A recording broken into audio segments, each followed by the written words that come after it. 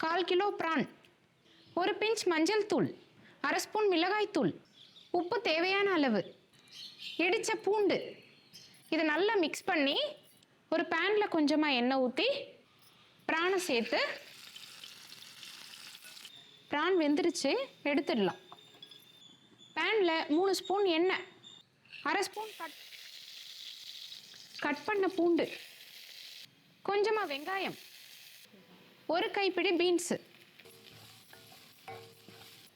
ஒரு கைப்பிடி கேரட், ஒரு குடமிளகாய், 1 spoon soya sauce, 1 spoon red chilli sauce, 1/4 spoon pepper மிளகுத்தூள், 1/4 ஸ்பூன் சில்லி ஃப்ளேக்ஸ், வறுத்து வச்ச பிரானை சேர்த்து உப்பு கொஞ்சமாக சேர்த்துக்கலாம். அப்புறம் டேஸ்ட் பார்த்துட்டு தேவைப்பட்டால் கூட சேர்த்துக்கலாம்.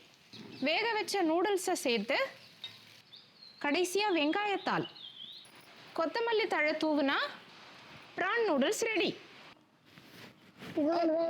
நம்ம மட்டும் தான் இருக்கோம், யாரும் பார்க்கல, நீ பாட்டுக்கு சாப்பிடு.